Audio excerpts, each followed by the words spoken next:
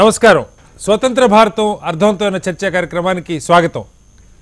దేశవ్యాప్తంగా రాజకీయ పార్టీలు అనేక సర్వేలు అటు జాతీయ స్థాయిలో ఇటు రాష్ట్రాల్లో వాళ్ళ పార్టీలు అధికారంలోకి వస్తాయా, ఎక్కడ లోపం ఉన్నది, లేకపోతే ఏ కుల సమీకరణలు మనం జరుపుకుంటే మనకు అనుకూలంగా ఫలితాలు వస్తాయి, ఏ పథకాలు ప్రకటిస్తే మనకు అనుకూలంగా ఫలితాలు వస్తాయన్న సర్వేలు జరుగుతూ ఉంటే, అదే రీతిలో జాతీయ స్థాయిలో గత 20 ఏళ్ళు పైగా విద్యా ప్రమాణాలు ఎలా ఉన్నాయి, ముఖ్యంగా ప్రాథమిక అప్పర్ ప్రైమరీ స్కూళ్లలో విద్యా ప్రమాణాలు ఎలా ఉన్నాయని ఒక సమగ్రమైనటువంటి చాలా సోదాహరణమైనటువంటి సర్వే దేశవ్యాప్తంగా జరుగుతున్నది. ప్రథమైనటువంటి ఒక ఆర్గనైజేషన్ను ఆ సర్వే చేస్తూ అనేక స్వచ్ఛంద సంస్థలతో, ఉదాహరణకి తెలంగాణలో ఎంవి ఫౌండేషన్ లాంటి సంస్థలతో కలిసి 20 ఏళ్లుగా సర్వేలు చేస్తున్నది.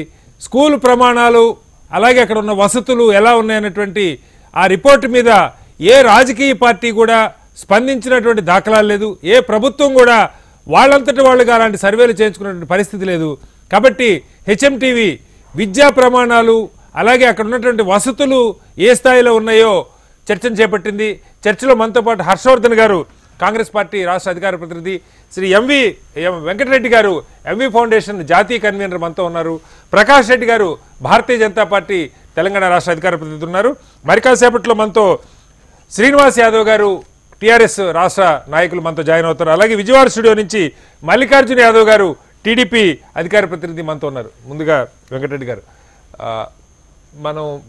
నేను లోక్సత్తా ఉద్యమంలో ఉన్నప్పుడు కూడా మనం చేసాం ఈ సర్వే కలిసి. చాలా పెద్ద సర్వే. ఒకసారి అసలు ఆ సర్వే ఏ స్థాయిలో చేస్తారు, ఎంత నాన్ పొలిటికల్గా చేస్తారు, అసలు దాని వివరాలు కొంచెం చెప్పండి సార్. ఏంటి మీ అవుట్పుట్? ఈ సర్వే ప్రథమ్ అనే సంస్థ దీన్ని తీసుకుంది. దీంట్లో అసర్ అనే దీన్ని పేరు అసర్ అనేది ప్రతి సంవత్సరం చేయాలనేది ఒకటి. ఇప్పుడు ఆల్టర్నేట్ ఇయర్గా చేస్తున్నారు. అంటే ఒక ఉద్యమంలాగా దీన్ని కార్యకర్తలను కూడా దీన్ని తీసుకొని ప్రతి గ్రామంలో ఒక చిన్న ప్రశ్నాపత్రాన్ని తయారు చేసి కార్యకర్తలు కమ్యూనిటీలోకి వెళ్ళి కమ్యూనిటీలో పిల్లల్ని కలిసి ఆ పిల్లలు ఏ స్కూలు ఏంటి అనే సంబంధం లేకుండా ఏ కమ్యూనిటీలో ఉన్నారు, ఏ స్కూల్కి సంబంధించిన కమ్యూనిటీలోనే ఈ ప్రశ్నపత్రం తీసుకుని పెద్ద ఎత్తున ఒక ట్రైనింగ్ ప్రోగ్రామ్. మేము విన్నది చాలా వందల వేల సంఖ్యలో ఇందులో పాల్గొనే కార్యకర్తలు ఉన్నారు. ప్రతి జిల్లాకి 20 గ్రామాలు చేసేవాళ్ళు గతంలో. ఇప్పుడు అయితే ఆల్ జిల్లాలు కవర్ అయినాయి అండ్ రూరల్ ఏరియాలో కవర్ అయినాయి. దాదాపుగా 5 లక్షల చిల్లర పిల్లల్ని మనం ప్రభుత్వ ప్రైవేట్ అన్ని కలిపి. సో ఇది అండ్ ప్రతి సంవత్సరం చేస్తున్న సర్వే. ఇది ఎప్పటి నుంచి జరుగుతుంది? ఇది ఆల్మోస్ట్ 10 years అయింది అనుకుంటా. 10 years నుంచి ఇంకా పై నుంచి జరుగుతుందండి. లోక్సత్తా రాజకీయ పార్టీ కాకముందే స్వయంగా నేను పార్టిసిపేట్ చేశాను ఆ సర్వేలో. రంగారెడ్డి జిల్లాలో తక్కువ స్థాయిలో చేసేది, ఇప్పుడు పెద్ద ఎత్తున చేస్తున్నది. జాతీయ స్థాయిలో దీని యొక్క ప్రాముఖ్యత కూడా సంతరించుకుంది, ఎడిటోరియల్స్లోకి వస్తుంది. అండ్ ఎంహెచ్ఆర్డి మినిస్ట్రీస్ ఓపెన్ చేసిన సందర్భాలు కూడా చాలా ఉన్నాయి. రాష్ట్రపతి దేని మీద? ఓకే, చెప్పండి సార్. జాతీయ స్థాయిలో కూడా దీని ప్రాముఖ్యతను సంతరించుకుంది. అండ్ చాలా డిబేట్స్ ఉన్నాయి ఈ సర్వే మీద. ఎంహెచ్ఆర్డి లాంటి ఈ ఎవాల్యుయేషన్లో చాలా సింపుల్గా చెప్పాలంటే మొదలు అక్షరాలు, ఒక చిన్న షీట్ ఉంటుంది, అక్షరాలు గుర్తుపట్టే వాళ్ళు ఎంతమంది, అందులో గుర్తుపట్టని వాళ్ళు ఖతం, ఇంకా అక్కడికి అయిపోయింది. 8వ తరగతిలో కూడా 0.5% ఉన్నారు. అక్షరాలు కూడా గుర్తుపట్టిన సో అక్షరాల తర్వాత అక్షరాలు గుర్తుపట్టిన వాళ్ళని ఏం చేస్తామంటే పదాలు వస్తాయి రేవా. ఈ పదాలు గుర్తుపట్టిన వాళ్ళు మళ్ళీ బ్యాక్ అయిపోతారు. ఈ పదాలు కూడా సింపుల్ పదాలు, ఈ అక్షరాలతో తయారైన పదాల తర్వాత చిన్న చిన్న వాక్యాలు, పూలు, ఇలాంటి పదాలు, చిన్న చిన్న ఈ పదాల తర్వాత. సో పదాలు కూడా అన్ని తరగతులకు, అంటే మీరు చెప్పారు కదా సింపుల్గా ఎట్లా చేసినారు అనేది, 1 నుంచి 8వ తరగతి పిల్లలందరికీ కూడా అక్షరాలు, పదాలు. మనం పెద్ద థియరీ ఏం మాట్లాడతలేము ఇక్కడ, ఆశలు కూడా లేవు అంత. పదాలు, అక్షరాలు, పదాలు తర్వాత వాక్యాల తర్వాత సెకండ్ స్టాండర్డ్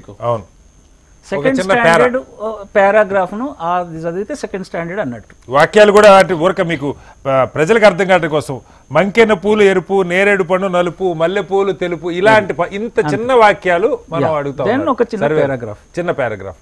ఇవి 2nd class standard, 3rd class standard. ఇవి 8వ తరగతి పిల్లలు కూడా చేయలేరు. దాంతోపాటుగా మేము మా కమ్యూనిటీలో తల్లిదండ్రులు అడిగింది ఏంటంటే, మేము చేస్తున్నప్పుడు కూడా తల్లిదండ్రులు సోషల్ ఆడిట్ అని చేసినాం. వాళ్ళు అడిగింది ఏంటంటే, సార్ పలక రాయొస్తుందని చూడండి సార్. ఇక అవి వీటితో పాటు పలక రాయొస్తుందా, నక్షత్రం, ఇంకొక ఆయన కొంచెం కఠినమైన నక్షత్రం రాయొస్తుందా, నక్షత్రం ఇంకా చాలా దూరం అయిపోయింది. పలకటానికి రాయడం కాకు షావత్ రాయాలంటే కష్టం. వీళ్ళంతా కూడా 8th and 9th. మీరు చెప్పిన దానిలో 1వ తరగతి ఈ చిన్న వాక్యాలు మంకెన పూలు ఎరుపు, నేరేడు పండు నలుపు చదవలేని వాళ్ళు ఆంధ్రప్రదేశ్లో 8th క్లాస్ పిల్లలు 10% ఉంటే తెలంగాణలో మనకి 17% ఉన్నారు. అలాగే కథ చదవలేని వాళ్ళు, చిన్న కథ, రాము రఘు అన్నా చెల్లెళ్ళు అలాంటి వాక్యాలు ఉన్నటువంటి చిన్న కథ, ఆ కథ కూడా చదవలేని వాళ్ళు మనకి ఇక్కడ 20% పైగా తెలంగాణలో ఉంటే ఆంధ్రప్రదేశ్లో తెలంగాణలో 30% ఉన్నారు. ఎస్, ఇది చాలా ఎమర్జెన్సీ విషయం. ఇది మీరు మొదలు అన్నట్టుగా రాజకీయ అంశంగా దీన్ని తీసుకోవాల్సిన అవసరం ఉంది. చాలా అంటే ఒక జవాబుదారీతనం బయటికి రావాల్సిన అవసరం ఉంది. దీంట్లో మనము ఎవరిని బ్లేమ్ చేసే పని కాదు ఇది. ఇప్పుడు వెంటనే దీని మీద జరగాల్సిన చర్చ ఏంటంటే, అంత విద్యాశాఖ మొత్తం కూడా బయలుదేరి గోసి కట్టుకొని బయలుదేరి మొత్తం పిల్లలకు మొదలు బ్యాక్లాగ్ చేయించాలి. పదాలు, అక్షరాలు, సెంటెన్సులు వచ్చే విధంగా తయారు చేయాలి. ఆ సగం మంది పిల్లలు అంటే తెలంగాణకు వస్తే సగం మంది పిల్లలు అంటే 30 లక్షల మంది పిల్లలు, 60 లక్షలు బడికి పోయే పిల్లలు ఉంటే 30 లక్షలు. See the number. మీకు జస్ట్ ఈ లెక్కలకు సంబంధించి కూడా చెప్తాను. అంకెలు గుర్తుపట్టలేని వాళ్ళు 1 నుంచి 9 లోపు, అది కూడా 10th క్లాస్ 8th క్లాస్ వరకు 1% తెలంగాణలో, 0.6 ఆంధ్రప్రదేశ్లో ఉన్నారు. చిన్న తీసివేత 74లోంచి 57 తీసివేయటం అన్నది మీరు ఇచ్చారు.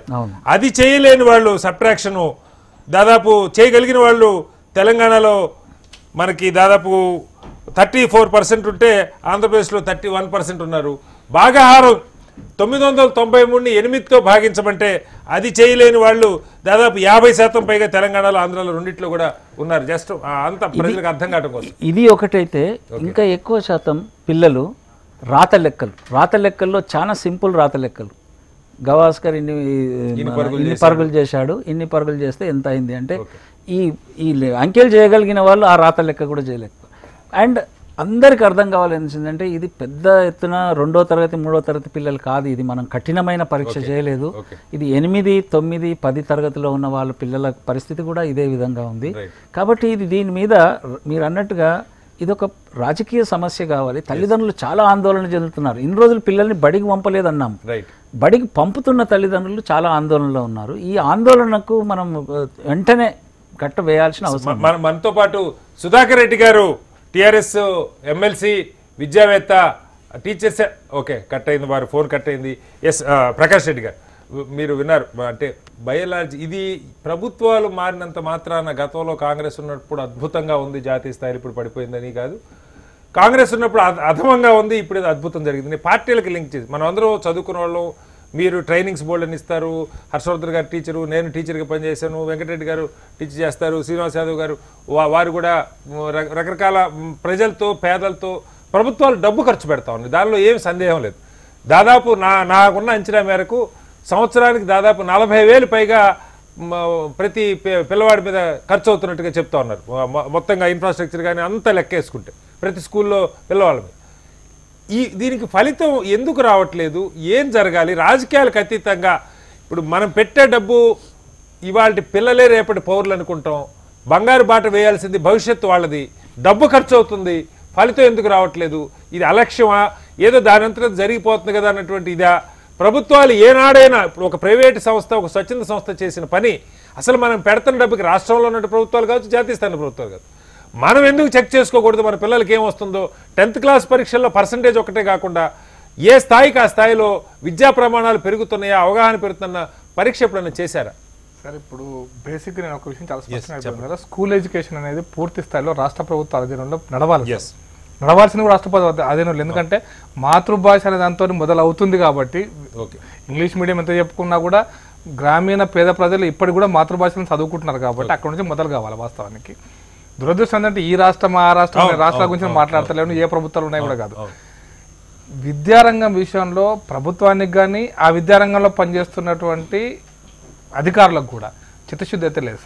ఓకే, ఖచ్చితంగా అది మీరు ఆ డిఈఓ తప్ప, సెక్రటరీ తప్ప, లేకపోతే కింద ఉన్నటువంటి ఎంఈఓ తప్ప, లేకపోతే ఇంకా ఎన్సీఆర్టీ స్కూల్ ఎడ్యుకేషన్ మీద ట్రైనింగ్ రీసెర్చ్ చేస్తున్న వాళ్ళ తప్ప. అసలు వాళ్ళకి క్లియర్ అసైన్మెంట్ ఇచ్చారా మీరు అన్న ఒక మాట? డిఈఓలకి కేవలం టీచర్లు వస్తున్నారా, పిల్లలు వస్తున్నారా, డ్రాప్ అవుట్లు, ఇది బిల్డింగ్లు ఉన్నాయా, ఇదేనా, లేదంటే వాళ్ళకి గైడ్ లైన్స్ ఉన్నాయా? ఇవన్నీ కూడా దాంట్లో భాగం అవుతాయి. ఎందుకు భాగం అవుతాయి అంటే మనం కేంద్ర ప్రభుత్వం, మన్మోహన్ సింగ్ గారి ప్రభుత్వం కంటే వచ్చిన తర్వాత కూడా మనం ఎడ్యుకేషన్ మీద సెస్ కడుతున్నాం. ప్రతి భారత పౌరుడు విద్యారంగం కోసం నిధులు పన్ను కడుతున్నాడు. ప్రతి దీంట్లో ఎగ్జామ్షన్ లేదు. మీరు చిన్న కప్పు, చాయ్, టీ పౌడర్, పేపర్, పెన్ను, ప్రతి దాని మీద కట్టేటువంటి ట్యాక్స్ ఖచ్చితంగా అది విద్యారంగానికి పోతున్నది. సెస్ కడుతున్నప్పుడు దీని మీద ప్రభుత్వాలు కానీ, అధికారులు కానీ, ప్రభుత్వాలు కానీ రెండింటి చిత్తశుద్ధి లేదనేది నా అభిప్రాయం. నేను ఇంకో చిన్న ఉదాహరణ చెప్తాను. మనకు తెలంగాణ హైదరాబాద్ స్టేట్ ఏర్పడినప్పుడు బూరుగుల రామకృష్ణారావు గారు మొదటి ముఖ్యమంత్రి. బూరుగుల రామకృష్ణారావు నాకు అర్థమైనంత వరకు, నేను చదువుకున్న చరిత్ర వారిని చూడలేదు, నాకు అర్థం కాలేదు, కానీ నాకు తెలియదు. కానీ మొట్టమొదటిసారిగా ఈ హైదరాబాద్ రాష్ట్రంలో విద్యారంగంలో ప్రమాణాలు పెంచడం కోసం మొట్టమొదటిసారిగా ప్రయత్నం బూరుగుల రామకృష్ణరావు గారు కొంత జరిగిందని చెప్తుంటారు. ఎంతవరకు జరిగిందనేది మనం ప్రామాణికంగా మనం చెప్పలేము. కానీ ఈ రోజు నేను మాత్రం ఖచ్చితంగా ఫీల్ అవుతున్నా అంటే చిత్తశుద్ధి అనేది లేకపోవడమే ఈ సమస్యలకు మూలమనేది ఒకటి. చిత్తశుద్ధి ఎట్లుండాలి అనేటువంటిది మనం చూస్తున్న, ఒకవేళ అధికారులు చూస్తే వాళ్ళకు కూడా అర్థం కావాలి. నేను అబ్జర్వ్ చేసినంత వరకు టీచర్లకి సంవత్సరానికి 220 రోజులు పరిదినాలు ఉంటాయి సార్. మిగతా అన్ని హాలిడేసే. మిగతా వాళ్ళకంటే ఎక్కువ హాలిడేస్ ఉంటాయి టీచర్లకి. వాళ్ళకి మనం ఈవెన్ ప్రొఫెసర్లకు కూడా ఈ రోజున ఉస్మానియా యూనివర్సిటీ ప్రొఫెసర్లకు కూడా as per the UGC guide lines కూడా 18 క్లాసులు 22 క్లాసులు చెప్పాలా. వారానికి అంతకంటే ఎక్కువ చెప్పడానికి లేదు. ఏదో సంథింగ్ లెక్చరర్కి ఎంత ఉండాలి, ఇవన్నీ గైడ్ లైన్స్ ఉన్నాయి. సంఘాలు ఊరుకో, లేకపోతే 220 పని దినాలు మాత్రమే పనిచేస్తున్న టీచర్లకు మనం సఫిషియెంట్ జీతాలు కూడా ఇస్తున్నాం ఈ రోజున. కరెక్ట్ 220 జీతాలు ఇస్తున్నాం. నేనేమన్నా అంటే కనీసం 50 రోజుల పాటు, సంవత్సరంలో 30 రోజుల పాటు అయినా సరే వీళ్లకు మారుతున్నటువంటి విద్యా ప్రమాణాల విషయంలో ఏ సంవత్సరానికి ఆ సంవత్సరం, దీంట్లో ఈ సంవత్సరం నేను ట్రైనింగ్ పోయినా నెక్స్ట్ టైం ట్రైనింగ్ పోవడం అనేది కాదు. ప్రతి సంవత్సరము కొత్త కాన్సెప్ట్ డెవలప్, ప్రపంచవ్యాప్తంగా డెవలప్ అవుతుంది. మనం ఈ రోజున ప్రపంచం చిన్నగా అయిపోయిన తర్వాత మనం ప్రపంచంలో పోటీ పడాలి, భారతదేశంలో పోటీ పడడం కాదు మన పిల్లలు. అటువంటి పరిస్థితులలో మనం ప్రతి సంవత్సరం కూడా టీచర్లకు ట్రైనింగ్ మ్యాండేటరీగా, అది తప్పనిసరిగా టీచర్లకు ట్రైనింగ్ ఇవ్వాల్సిన పరిస్థితి వచ్చింది. నెంబర్ 1. నెంబర్ 2 ఏంటంటే టీచర్లకు తమ గ్రామాలలో ఉంటారు, 4 గంటలకు స్కూల్ అయిపోతుంది, అయిపోగానే వెళ్ళిపోతారు పిల్లలు. ఇది ఒక కాన్సెప్ట్. కానీ నేనేమంటున్నా అంటే ఈవెన్ తెలుగు కానీ, మ్యాథమెటిక్స్ కానీ, దీని మీద ఇంకా చాలా రీసెర్చ్ జరుగుతుంది కూడా. నేను ఒక చిన్న ఎగ్జాంపుల్ చెప్తాను. వీర్లా గారు ఒక ఎన్జిఓ నడిపిస్తున్నారు. మన మాధవరెడ్డి గారు మా మంచి మిత్రుడు, వందే మాత్రం ఫౌండేషన్ అండి. ప్రాబబ్లీ కలవకుర్తిలో ఆయన ఛాలెంజ్ చేస్తున్నాడు. ఒక 10 సంవత్సరాలలో ప్రాబబ్లీ మ్యాథమెటిక్స్ లో భారతదేశంలో ఏ రకమైనటువంటి గణితాన్ని నేర్పాలి పిల్లలకని మేము పరిశోధన చేసి మేము ఇస్తాం, భారతదేశానికి ఇవ్వబోతున్నామని ఆయన గర్వంగా చెప్పాడు. నాతో కూడా చెప్పాడు ఈ విషయం. అట్లా విద్యారంగంలో పరిశోధన, విద్యారంగాన్ని పిల్లలకు ఏ విధంగా చెప్పాలి దాంట్లో ఇప్పుడు బీఈడీ స్కూల్ టీచర్స్ కి సైకాలజీ కూడా చెప్తారు. చైల్డ్ సైకాలజీ కూడా దురదృష్టం ఏంటంటే child psychology is also a part of the subject. భారతదేశంలో ఈవెన్ ఉస్మానియా యూనివర్సిటీలో కూడా డిప్లొమా కోర్సెస్ ఉన్నాయి చైల్డ్ సైకాలజీ. వీటిని టీచర్లకు గనక పూర్తి స్థాయిలో మనం అవగాహన కల్పించకుండా ఇష్టం వచ్చినట్టుగా మనం వాళ్ళ మీద మనకేదో పైన సిలబస్ తయారు చేశారు, కింద రుద్దడం మొదలు పెడితే అది మనం ఆశించిన ఫలితాలు వస్తలేవు.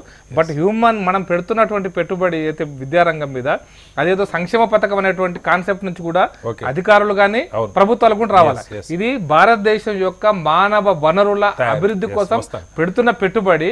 ఆ పెట్టుబడి సద్వినియోగం కాకపోతే ఆ పరిశ్రమ మొత్తం దెబ్బతింటుంది, రాబోయే రోజుల్లో దేశమే దెబ్బతినబోతుంది. చర్చలో మనతో పాటు శ్రీనివాస్ యాదవ్ గారు, టీఆర్ఎస్ నాయకులు, అలాగే విజయవాడ స్టూడియో నుంచి మల్లికార్జున యాదవ్ గారు కూడా తెలుగుదేశం రాష్ట్ర అధికార ప్రతినిధి జాయిన్ అయ్యారు. హర్షవర్ధన్ గారు, మీరు బై ప్రొఫెషన్ ఒక ఉపాధ్యాయులు. సరే, ఇప్పుడు మనం ఇక్కడ చేస్తాము. వారు ఒక పాయింట్ చెప్పారు, ప్రకాష్ రెడ్డి గారు. టీచర్లకి ప్రతి సంవత్సరం అంటే ఉన్న పరిస్థితి, పిల్లల విద్యా ప్రమాణాలు చదవటంలో కానీ, లెక్కలు చేయటంలో కానీ, అక్షరాలని, నంబర్లని గుర్తించడంలో కానీ, చిన్న చిన్న పదాలు జట్టలో కానీ ఎలా ఉందన్నది మనం చూసాం. 8th క్లాస్ వరకు తీసుకున్నారు వాళ్ళు, 16 ఏళ్ల లోపు పిల్లల్ని 1వ క్లాస్ నుంచి. చాలా దయనీయంగా ఉంది. ప్రభుత్వ ప్రైవేట్ అని కూడా లేదు, ఏదో ప్రభుత్వ ఉపాధ్యాయులే సమస్యను కూడా నేను అంటలా. ఒక 4-5% అటు ఇటుగా తేడా ఉంది అంతే, అంతకంటే పెద్ద ఏం లేదు.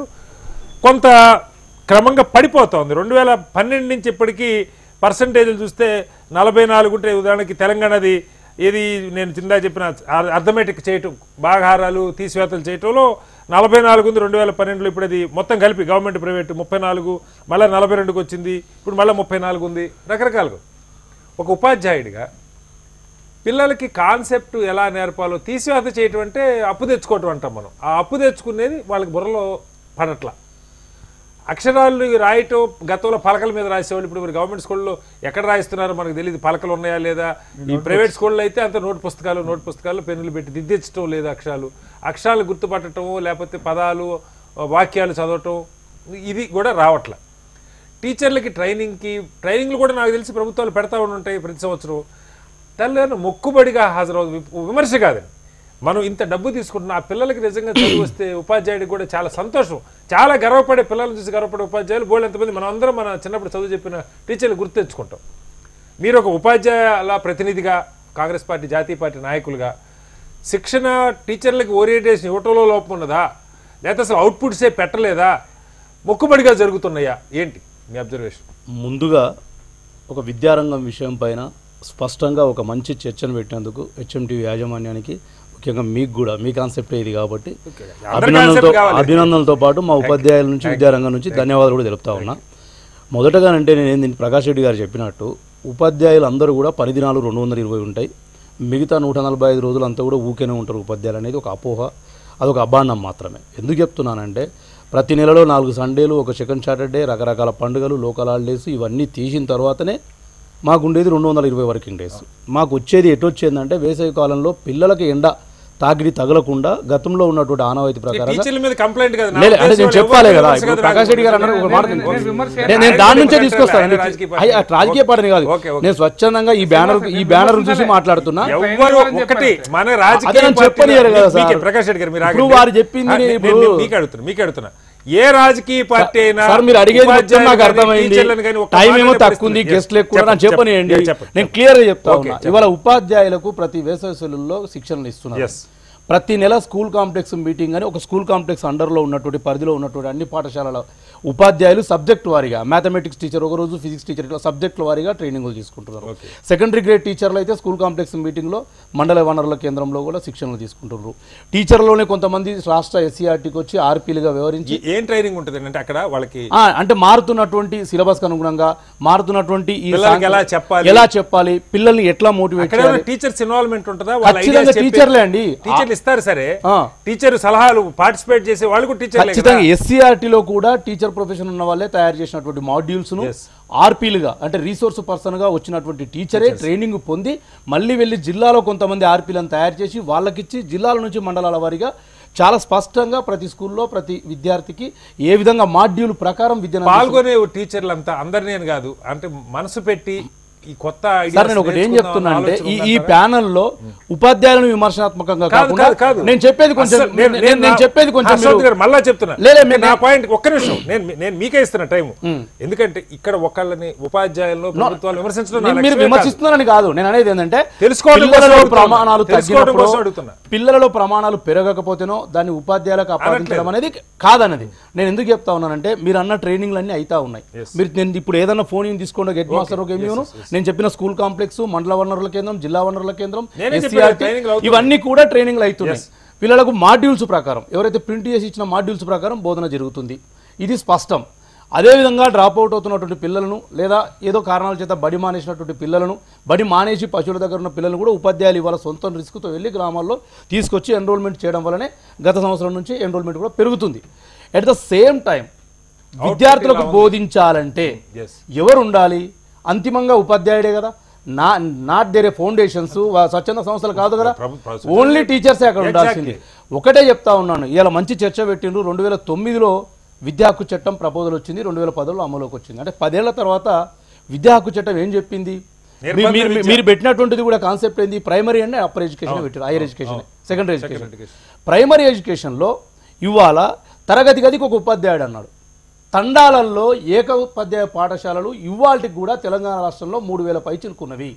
5 తరగతులుంటే 60 మంది పిల్లలుంటే ఒక టీచర్ ఎలా బోధిస్తాడు? మరి ఏ ఫౌండేషన్ అన్న ప్రభుత్వాన్ని రిపోర్ట్ తయారు చేసి నిలదీసిందా?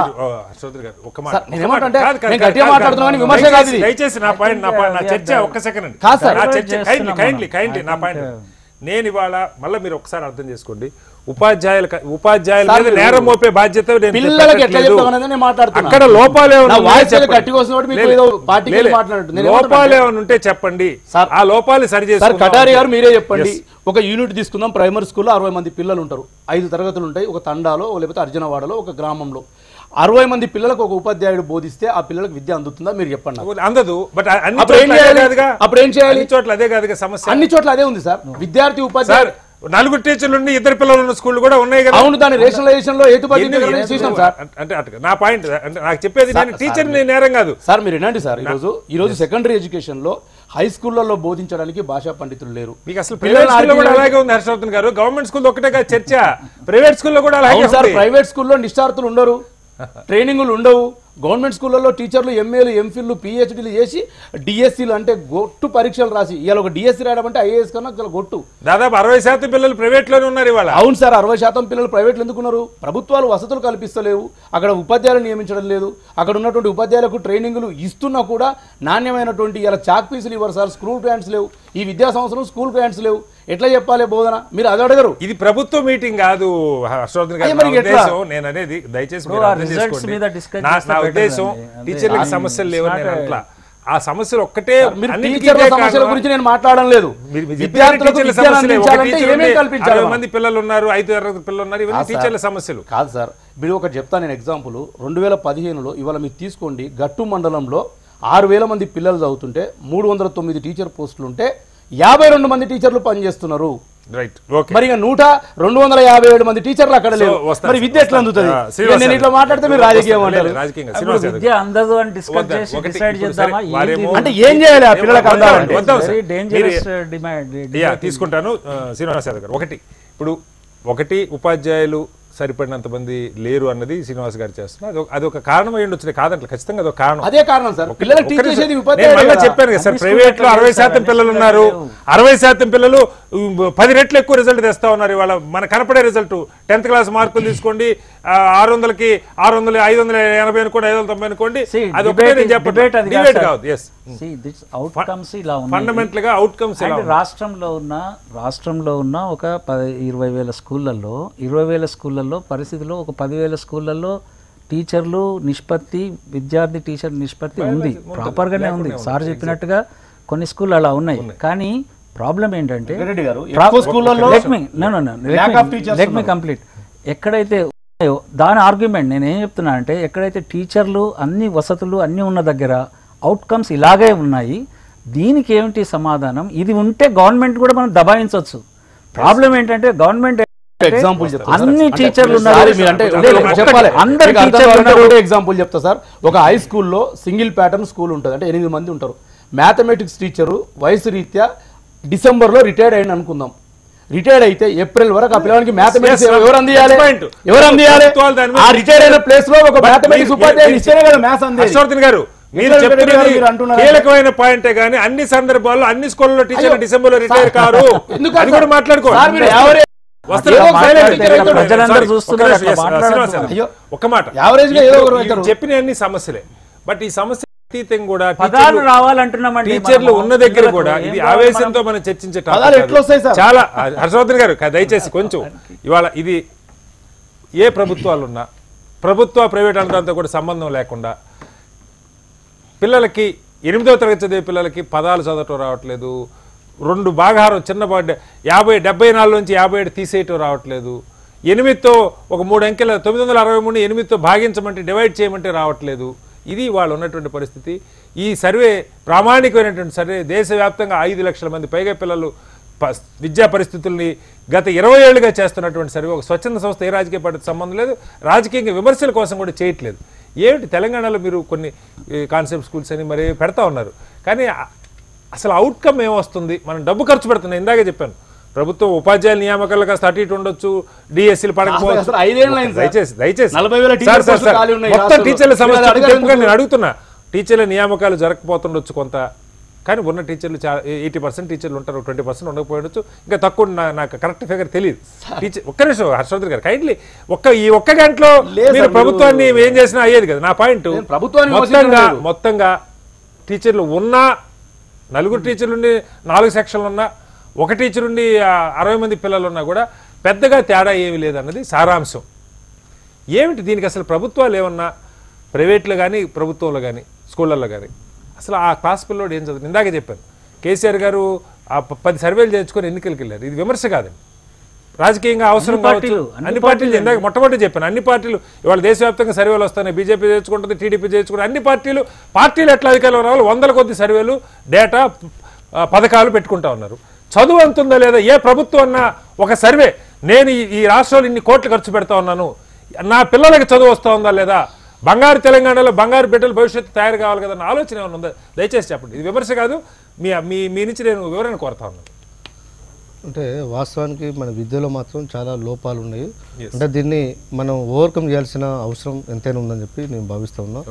ప్రకాష్ రెడ్డి గారు మాట్లాడినా, హర్షవర్ధన్ రెడ్డి గారు మాట్లాడినా కూడా అలా కొన్ని సలహాలు ఉన్నాయి. వారు అన్నంత అధ్వానం కూడా ఇలా గ్రామంలో మన పరిస్థితి కూడా అట్లా ఏం లేదు. ఇప్పటికే చాలా ఇప్పుడు మన 4.5 ఏళ్ళ గత ఈ ప్రభుత్వం వచ్చిన తర్వాత ఎడ్యుకేషన్లో చాలా మార్పు వచ్చింది. గతంలో చూసుకుంటే ప్రైవేట్ స్కూళ్ళల్లో చేరేయడానికి విద్యార్థులు చాలామంది పోటీపడే పరిస్థితి నుంచి ఇవాళ గవర్నమెంట్ రెసిడెన్షియల్ స్కూల్లో చదవాలని చెప్పి ఇలా చాలామంది ఇవాళ పోటీపడే పరిస్థితి కనిపిస్తుంది. దానికి ఒకటి పేదరికమే కారణం కావచ్చు. ఇంకోటి గతంలో పేదరికం ఉన్నప్పుడు కూడా ఆస్తులు అమ్ముకొని కూడా ప్రైవేట్ పాఠశాలలో చదువుకోవాలని చెప్పి ఇంట్రెస్ట్ చూపించిన వాళ్ళ పేరెంట్స్ చాలామంది ఉన్నారు. ఇవాళ ఏమైంది, అది మొత్తం అది రివర్స్ అవుతూ ఉన్నది. ఇవాళ చాలామంది ఇలా గవర్నమెంట్ రెసిడెన్షియల్ ఎస్సీ గురుకులాలు కానీ, బీసీ కానీ, మైనార్టీ కానీ ఈ గురుకులాలు చదవడానికి చాలా మంది ఇంట్రెస్ట్ చూపిస్తున్నారు. నేను కూడా చూశాను పత్రికల్లో, ఒక స్కూల్లో ఏదో ఒక జిల్లాలో, మహబూబ్నగర్ జిల్లాలో ఎక్కడ అనుకుంటా, స్కూల్లో గవర్నమెంట్ స్కూల్కి వేకెన్సీస్ లేవు, ఖాళీలు లేవు, మా స్కూల్ ఓవర్లోడ్ అయిపోయిందని వచ్చింది, కడుపు నిండిపోయింది మన అందరికీ, గవర్నమెంట్ స్కూల్ బాగుపడుతున్నాయి. కానీ అంబర్పేటలో ఉండొచ్చు, ఇంకో చోట, అది ఒకటే కాదు కదా. ఇప్పుడు ఒక చోట జరిగిన దాన్ని పట్టుకొని మొత్తం ఇది మెతుకు పట్టుకొని చెప్పినటువంటి నివేదికలు కాదు. తెలంగాణలో ప్రతి జిల్లాలో సీట్లు అయిపోయారంటే ఊరుకోవాల్సిన అవసరం లేదు కదా. నెక్స్ట్ ఇయర్ కి మళ్ళీ పెంచాల్సిన అవసరం ఉంది. అందుకనే ఈ ప్రభుత్వం వచ్చిన తర్వాత రేపు నెక్స్ట్ అకాడమిక్ ఇయర్లో కూడా ఇలా బీసీ గురుకులాలు కూడా పెంచడానికి ప్రభుత్వం నిర్ణయం తీసుకున్నది. అయితే ఇది ఒక్కసారి పెంచితే ఆయే పరిస్థితి కాదు. ప్రతి సంవత్సరం మీ పాయింట్ కాడికి వస్తుంది సార్, ప్రతి సంవత్సరం దీన్ని గ్రాడ్యువల్గా, అంటే ప్రభుత్వాలు ఏ ప్రభుత్వం ఉన్నప్పుడు దీన్ని పెంచాల్సిన అవసరం ఉంది. అదేవిధంగా టీచర్లను కూడా రిక్రూట్మెంట్ జరగాల్సిన అవసరం ఉంది. ప్రభుత్వం లేదా గవర్నమెంట్ రెగ్యులరా ఏదైనా కాంట్రాక్ట్ ఏదైనప్పటికీ వాళ్ళకు నిష్ణాతులను సెలెక్ట్ చేయాల్సిన ప్రభుత్వంలో ఎట్టయితే మనం రిక్రూట్మెంట్ చేస్తున్నారో అదేవిధంగా ప్రైవేట్ కూడా ఒక సిస్టమ్ తీసుకురావాల్సిన అవసరం ఉంది. భారతదేశం అంతటా కూడా అది జరగాల్సిన అవసరం ఉంది. ఇప్పుడు బీఈడి పాస్ అయిన విద్యార్థులకు ఇవాళ పాస్ కాగానే ఇలా 100% చాలామంది స్కూళ్ళల్లో కూడా చాలామంది టీచర్లకు బీఈడి క్వాలిఫై అయిన వాళ్ళందరూ ఇలా టీచర్లుగా పనిచేస్తూ ఉన్నారు. వాళ్ళకు ఒకటి మార్కుల ఓరియంటేషన్ చెప్పే ప్రైవేట్ స్కూళ్ళలో బీఈడి, గవర్నమెంట్ స్కూల్లో బీఈడి చదివిన వాళ్ళు ఉంటారు సార్. మీకంటే 5% వాళ్ళదే ఎక్కువ ఉంది గవర్నమెంట్ స్కూల్ కంటే ప్రైవేట్ స్కూళ్ళలో. నేను ప్రైవేట్ స్కూల్ సపోర్ట్ చేస్తే మాట్లాడట్లా సార్. వాళ్ళు ఏంటంటే ఆడ బట్టి సిస్టమ్ సార్. ఇప్పుడు ఎడ్యుకేషన్ కావాల్సిన సబ్జెక్ట్ ఒక్కటే కాదు. ఒక మాట, మీ దగ్గర 30% మంది తీసివేయగలిగితే వాళ్ళ దగ్గర 35% వాళ్ళు దారుణంగా తరగతి గదికి ఒక టీచర్ ఉంటాడు. ఇక్కడ నంబర్స్ మ్యాటర్స్ అండి. ఎవ్రీ క్లాస్ ఎక్కడ నన్ను కూడా అట్టుకుంటున్నారని చెప్పి నా పాయింట్ ఏంటంటే, ఇవాళ ప్రైవేట్ స్కూల్లో గవర్నమెంట్ స్కూళ్ళలో ఎక్సెప్షనల్ కేసెస్ తీసేయండి. అద్భుతంగా ఉన్న ప్రైవేట్ స్కూళ్ళు లేదా అద్భుతంగా ఉన్నటువంటి గవర్నమెంట్ స్కూళ్ళు లేదు పరమ దౌర్భాగ్యంగా ఉన్నటువంటి గవర్నమెంట్ స్కూల్ అన్ని కలిపి కూడా 10% లేవు. మిగతా అన్ని 90% ఉండాల్సిన రేషియోలో టీచర్లు పిల్లలు ఉన్న గవర్నమెంట్ స్కూళ్ళే ఉన్నాయి. 90%, 10% రిక్రూట్మెంట్ జరగలేదు వారు అన్నది. దాంతో నేను విభేదించట్లా. టీచర్ల సమస్య ఒకటి కాదు హర్షవర్ధన్ గారు. నేను మిమ్మల్ని ఒక టీచర్ గా పిలిచా, టీచర్ల సంఘానికి నాయకుడిగా పిలవాలా? దయచేసి నా పాయింట్ వినండి. నా పాయింట్ దయచేసి. ఇక్కడ సమస్య టీచర్లు ఉన్నా పిల్లలు ఉన్నా వాళ్ళకి అందాల్సిన చదువు అందట్లేదు. దాని మీద రివ్యూ జరగట్లేదు. పిల్లలకి ఏ క్లాసులో ఏవి రావాలి, ఎక్కాలు ఎప్పుడు రావాలి, కుడికలు ఎప్పుడు రావాలి, తీసివేతలు ఎప్పుడు రావాలి, చదవటం ఎప్పుడు రావాలి, దాని మీద టీచర్లు ఉన్నారు, పిల్లలు ఉన్నారు, స్కూల్ గంట కొడుతున్నారు, స్కూల్ జరుగుతోంది, తాళాలు వేసుకుంటున్నారు, వెళ్ళిపోతున్నారు.